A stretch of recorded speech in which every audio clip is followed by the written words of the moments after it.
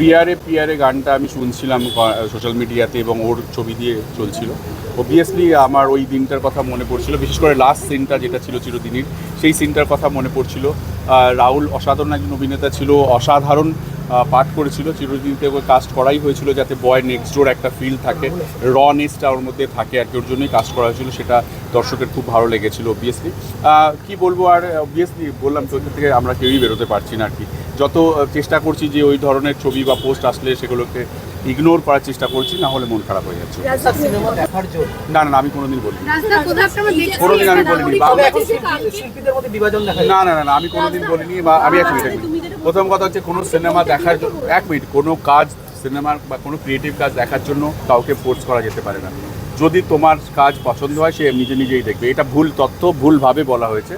কোনোদিন আমি বলিনি না এইটা সিনেমা, বাংলা সিনেমা পাশে দাঁড়ান, সিনেমা দেখতে আসুন। আমার সিনেমা যদি দেখতে ইচ্ছে না করে কেউ দেখবে না, ব্যাস সোজা হিসাব। এখানে কেউ, আমি যদি রিকোয়েস্ট করি, আমি বলতে পারি যে আমার সিনেমাটা ভালো হয়েছে, ট্রেলার দেখুন, প্রোমো দেখুন, প্রমোশন দেখুন। যদি কারোর দেখতে ইচ্ছে করে পয়সা দিয়ে দেখবে তো, অতএব কাউকে ফোর্সফুলি আমার বন্ধুকে আনতে পারি, আমার বাড়ির লোককে আনতে পারি, কিন্তু দর্শককে নয়। এটা পুরো মিথ্যে, মানে মিথ একটা, এটা ভুল ডিসিশন আর কি। শিল্পী আর সিনেমার পাশে কাউকে দাঁড়াতে হবে না, শিল্পী আর সিনেমা অবশ্যই রাহুলের এই ঘটনাটা অবভিয়াসলি আমাদের জন্য খুবই দুঃখজনক। পুরো ইন্ডাস্ট্রি এটা এখনও এই ট্রমা থেকে বেরোতে পারেনি। কি বলবো, যে একটা 42 বছরের ছেলে, একটি এত ভালো অভিনেতা, এবং আমার সঙ্গে ওর প্রথম ছবি, ওরও প্রথম ছবি ছিল, আমারও প্রথম ছবি অবভিয়াসলি। এবং আমি রাহুলের কাজ দেখতাম। রাহুল ব্রিলিয়েন্ট অ্যাক্টর ছিল, খুব ভালো লিখতো, ভালো থিয়েটার অ্যাক্টর ছিল। সো অবভিয়াসলি এটা মেনে নেওয়া যাচ্ছে না, অবভিয়াসলি মেনে নিতে পারিনি, আমরা কেউই মেনে নিতে পারছি না আর কি। পুরো ইন্ডাস্ট্রি এটার জন্য আমার মনে হয় যে সবাই খুবই ডিসঅ্যাপয়েন্টেড।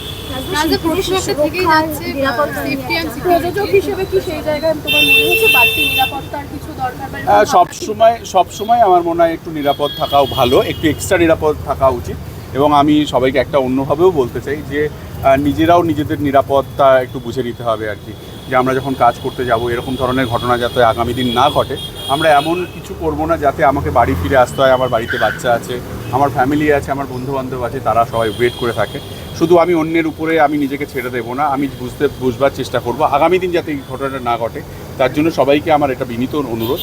আমরাও যখন কাজ করি তখন কিন্তু বোঝার চেষ্টা করি যে কোনটা আমরা করতে পারবো, কোনটা করতে পারবো না। দেখো, এই ঘটনাটা কী ঘটেছে এখন অবধি আমাদের কাছে কারো কাছে ক্লিয়ার নয়। এক রকমভাবে পুরো জিনিসটা আসছে। যতক্ষণ না পুরো ঘটনাটা সবার কাছে সত্যিটা উঠে আসছে, ততক্ষণ এর উপরে কোনো কমেন্ট করা আমার ঠিক হবে না। বাট নিরাপত্তা অবভিয়াসলি সবার ক্ষেত্রে দরকার। সে একজন টেকনিশিয়ান হতে পারে, একজন আর্টিস্ট হতে পারে, একজন ড্রাইভার হতে পারে, সবার ক্ষেত্রে। যেমন আমরা গাড়িতে উঠেই সবাই বলি যে একটু তাড়াতাড়ি চলুন দাদা, একটু তাড়াতাড়ি চলুন। হয়তো সেই প্যাসেঞ্জারের তাড়াহুড়োর জন্য সেই ড্রাইভারেরও ক্ষতি হতে পারে, সেই প্যাসেঞ্জারেরও ক্ষতি হতে পারে। অতএব আমাদেরকে বুঝতে হবে যে আমরা সবাই নিজে সেফ থাকলেই অন্যকে সেফ রাখতে পারি। রাজদা, চিরদিনই তুমি যে আমার মানে একটা ছবিকে এত বছর মানুষ ভালোবেসেছেন, এটা পরিচালক হিসেবে অবশ্যই গর্বের, কিন্তু এই সময়ে রাহুলদার ছবি দিয়ে এই গানটা বাজে, এটা কতটা পেইনফুল আছে। অবভিয়াসলি প্রিয়ারে প্রিয়ারে গানটা আমি শুনছিলাম সোশ্যাল মিডিয়াতে এবং ওর ছবি দিয়ে চলছিল। অবভিয়াসলি আমার ওই দিনটার কথা মনে পড়ছিল, বিশেষ করে লাস্ট সিনটা যেটা ছিল চিরদিনের, সেই সিনটার কথা মনে পড়ছিল।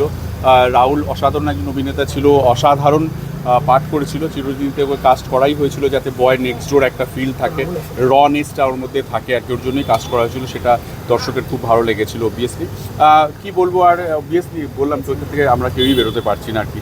যত চেষ্টা করছি যে ওই ধরনের ছবি বা পোস্ট আসলে সেগুলোকে ইগনোর করার চেষ্টা করছি, না হলে মন খারাপ হয়ে যাচ্ছে।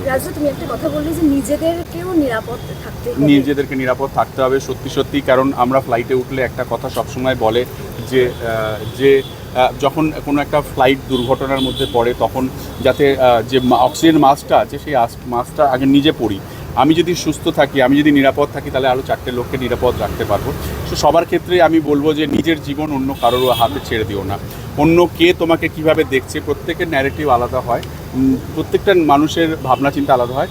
যাতে আর একটা রাহুলের মতো কোনো দুর্ঘটনা না ঘটে, তার জন্য আমি সবাইকে বলবো যে নিজের নিরাপত্তা নিজেও বুঝে নাও। যে ওই বললাম যে গাড়ি হেলমেট পরে চালাও, গাড়ি বেল্ট পরে চালাও, গাড়িতে উঠে তাড়াহুড়ো করো না। কোনো শট দিতে গেলে বুঝে নাও যে এই শটটা তুমি দিতে পারবে কি না। বা কোনো কিছুর ক্ষেত্রে, কোনো জীবনের যে কোনো জায়গায়, সেটা শুধু শুটিং নয়, যে কোনো জায়গায় তোমাদের ক্ষেত্রেও আমি বলবো যে ধরো একজন কেউ কোনো একটা রিপোর্ট আনতে যাবে বলে খুব তাড়াহুড়ো করে ছুটে যাচ্ছ, হয়তো রিপোর্টটা খুব দরকার, কিন্তু তোমার জীবনটা থাকলে তুমি জেনে রাখবে যে আরও 10টা রিপোর্ট তৈরি করতে পারবে। সো নিজেকে নিজেকে নিজেকে সেফ রাখো আর কি। তবে রাজদা শখের ক্ষেত্রে তো শিল্পী এবং কলাকুশলীরা দায়বদ্ধ থাকেন। কিসের জন্য? না না না না শখের ক্ষেত্রে মানে তাদের কিন্তু না না না না শিল্পী দায়বদ্ধ যখনই হয়ে যাবে তখনই তাকে মিসইউজ করা হবে আর কি। যখনই তুমি দায়বদ্ধ হয়ে যাবে তখন মিসইউজ করাবে।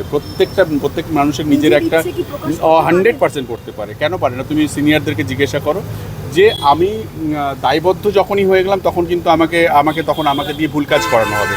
কিন্তু আমি যদি স্ট্রং হই, আমি যদি স্ট্রিক্ট হই যে আমি এটা পারবো না, আমাকে কেন এটা দিয়ে সেটা আমাকে দিয়ে করানো হচ্ছে, না এরকম কিছু নয়। কিন্তু শিল্পীদের ভয়েস কিন্তু ভীষণ স্ট্রং, বা যে কোনো শিল্পী কিন্তু ভীষণ স্ট্রংলি নিজের কথাটা বলতে পারে। আর যদি সেই কথাটা না বলতে পারে তাহলে তাকে কিন্তু শিখতে হবে যে নিজের সেফটির কথা বলতে আর কি। শুধু কারণ দেখো আমি বললাম যে তুমি আমার সেফটির দায়িত্ব নাও, তারপরে আমার কিছু হয়ে গেলাম, আমি চলে গেলাম, আমার পরিবার বিপদের মধ্যে পড়ে গেল, তারপরে সে বললো যে আমি তো বুঝতে পারছি না কি করে হলো, এটা তো বললে হবে না। আচ্ছা রাজদা, বাংলা সিনেমার জন্য তোমরা সবাই শিল্পীকে বলেছো এক হওয়ার কথা, সেখানে দেখা কোন যাচ্ছে শিল্পীকে? সমস্ত শিল্পী, সমস্ত আর্টিস্টকে বাংলা সিনেমার মানে বাংলা সিনেমা দেখার জন্য। না না আমি কোনোদিন বলিনি, রাজদা কোথাও একটা আমরা দেখেছি কোনোদিন আমি বলিনি। তবে এখন শিল্পীদের মধ্যে বিভাজন দেখা যায়। না না না না আমি কোনোদিন বলিনি। বা আমি এক মিনিট প্রথম কথা হচ্ছে কোনো সিনেমা দেখার জন্য, এক মিনিট, কোনো কাজ সিনেমার বা কোনো ক্রিয়েটিভ কাজ দেখার জন্য কাউকে ফোর্স করা যেতে পারে না। যদি তোমার কাজ পছন্দ হয় সে নিজেই দেখবে। এটা ভুল তথ্য, ভুলভাবে বলা হয়েছে।